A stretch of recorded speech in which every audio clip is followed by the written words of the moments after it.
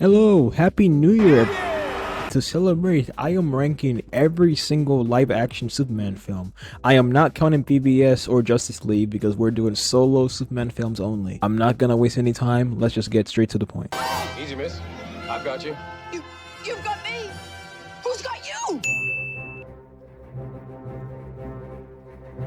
I don't need to say much other than the fact that this movie is a classic. I mean, I could say this is the greatest Superman movie ever made. Christopher Reeve's Superman is just that iconic. You could just tell that he is Superman. His range between Clark Kent and Superman is so well done, sometimes you can't even tell that's him.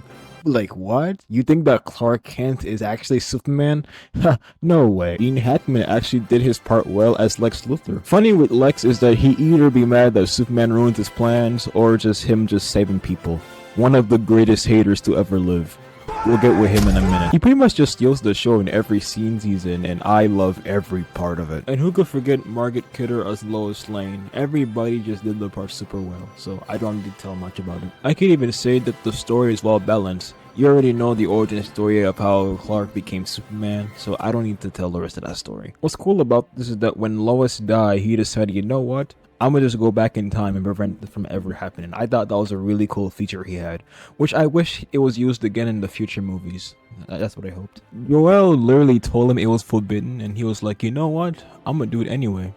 Which is the reason why Jonathan Kent is a better father than him. For that reason, we're gonna put it at the highest tier. I mean, duh, it's one of the best Superman movies ever. Come on. This movie is basically showing Superman doing wholesome things as a wholesome dude. I mean, what do you want me to say? Like, it just represents hope. It wasn't used for no reason. Alright, I'm done. Now we can move on to the next movie. Terribly sorry about all the damage, sir. Well, I've been working out. For Superman 2, there are two versions of the film, which is the theatrical version and the Donner's cut.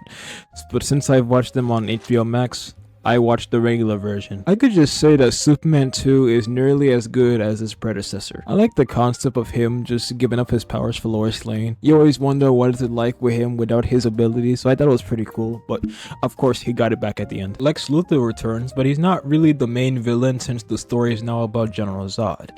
But however, he still steals the show, as always. And as for the three main villains, which is Zod, Non, and Ursa, they played really solid parts in this movie. Truly menacing villains. For them just learning their power while reigning terror in the city, it was just both funny but horrifying at the same time. As soon as Superman found out about them, he was like, you know what? Maybe I do need my powers back. And of course, it's a Superman film, so the final fight is entertaining.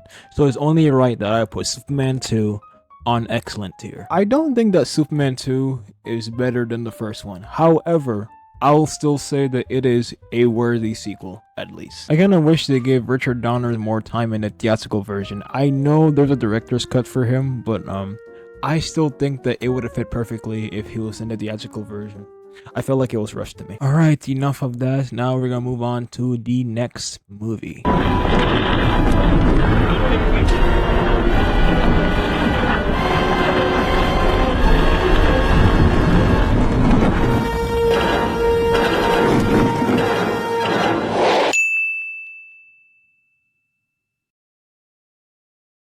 Yeah, there's really not much I can say. This movie just really sucks, you know. I'm sorry, Lois. When an emergency's come up, I'll have to go. My apologies to Miss Warfield. I don't hate it as much as Superman 3, but 4 was just meh for me. The concept of Superman ending nuclear war is actually not a bad idea, but the execution was just not there at the end. Lex Luthor returns in this, I don't know why, but not even he can carry this movie. And Nuclear Man was just not it. The final fight was just, it was lackluster. It's an improvement over Superman 3, but it's not as good as the first two sequels, so I'ma just give this a meh. Like, it isn't bad. If I was being petty, I would change Superman 4 into the Superman 3 title, because in my honest opinion, that movie does not exist. It was that bad. Alright, moving on to the next movie, which is disappointing to me.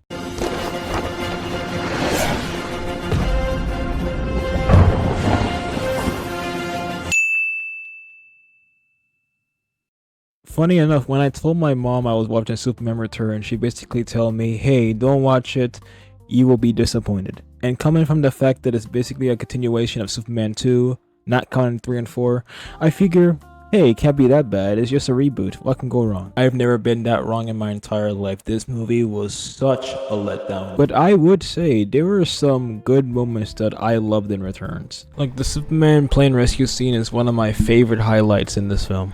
The way it just shows his super speed and strength just to save all those people in the plane was just that incredible. Truly a standout moment. Another example, when Superman was lifting up an island while he was on kryptonite poisoning, I was like, wow, I was just in awe at the end. He was not letting that stop him and he still kept going. I was like, yep, that right there is Superman. My few problems with the movie is that I don't like how the story went for Returns. What do you mean he was gone for 5 years? What do you mean he didn't know he had a child? What do you mean that Lois Lane is with somebody else and still loves Superman, even though he a deadbeat? I don't mind longer movies, but I always feel like that this movie is both long and dragged out. I don't mind this being the continuation of the Christopher Reeve movies, but I feel like it should have had a different story on it, you know? Let Superman Returns be a new tale instead of it being a sequel of the movies. However, I do want to add, if Krypton was already destroyed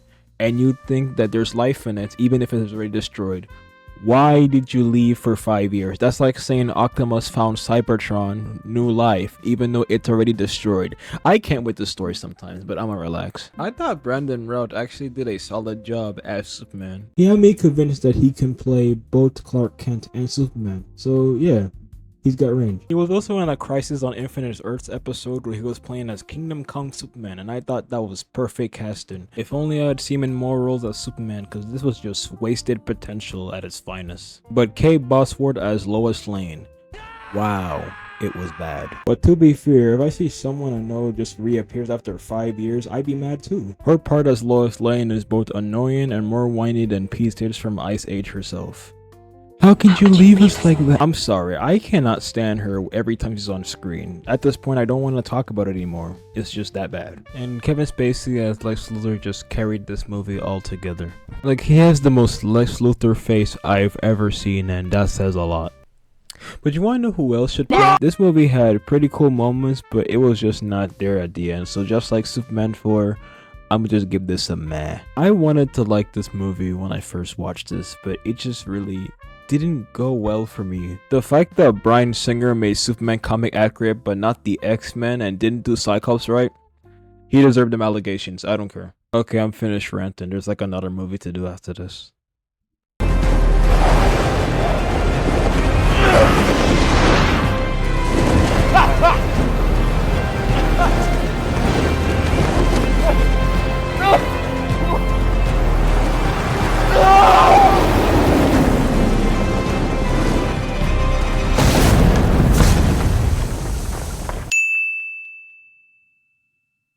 This movie is 10 times better than Naruto. Go argue with a wall.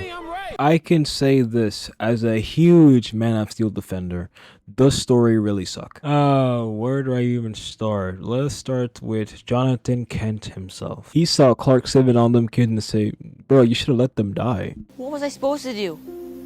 Just let him die? Maybe. No, my son, don't save me. Even though you're faster than a speeding bullet and no one would see you anyway, but don't save me. Seriously, no one is gonna know that you're faster than a speeding bullet. I mean, like, you could just rescue your dad and no one would know. I'm saying. I also find it funny that people started fighting in Krypton while their planet was already getting destroyed. I was like, waste of time, but okay. Alright, that's all I gotta say. Henry Cavill's Superman was a definition of amazing casting, but the potential was just wasted here and there. I didn't like Superman going the dark and moody route, but I thought Henry did a really good job as Superman. This man really got done dirty. It's a shame we won't get Man of Steel 2. Amy Adams as Lois Lane was really just, you know, meh. Which is really funny because she's actually a good actress, but the only dialogue I've seen from Man of Steel is only just Lois Lane, Daily Planet. Clark!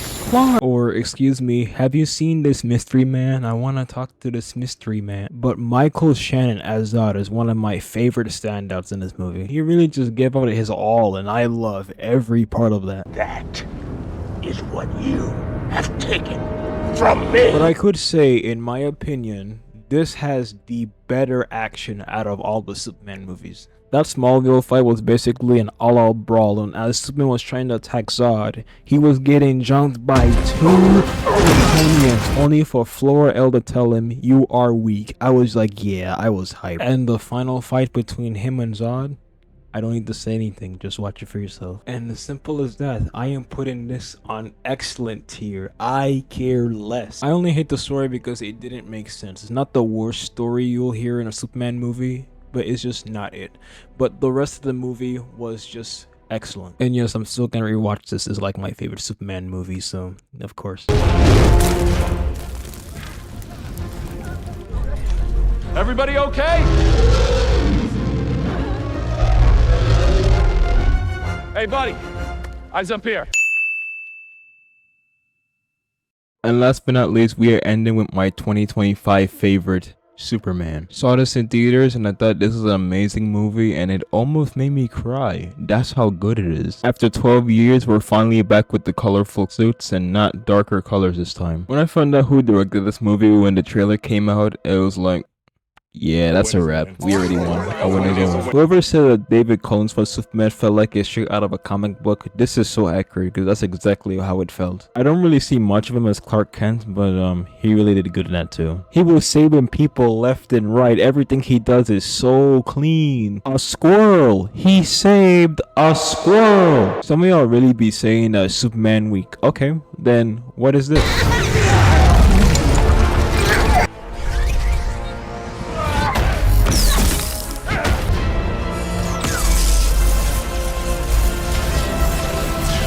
Yes, they're saying that Superman is weak. Alright, bro. Rachel Brosnahan really did a really good job as Lois Lane. Maybe a little too well, because that interview really pissed me off. But she did her part helping Superman, so it's all good. Nicholas Hoult playing Lex Luthor is one of the greatest haters I've ever seen in this movie. He basically just wake up just to hate on Superman, and I gotta say, weird that was, but that is just dedication.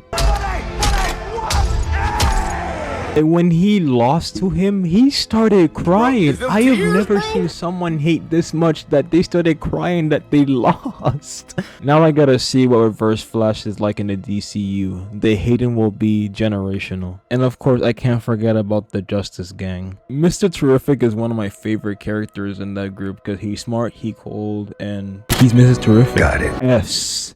S tier, nothing more. I have seen this movie 10 times and I have no regrets. But yeah, that's it. That is my list. I once again thank y'all so much for watching this all the way to the end. I appreciate that. I've been wanting to do this for a while because I'm a Superman fan. Who isn't, by the way? I'm gonna explain the Matrix storyline once again because last time I did it part 1, people went crazy on that, so thank y'all. And we're gonna do 2 more projects with Tron and 1917. Once again, I love you, but Jesus loves you more.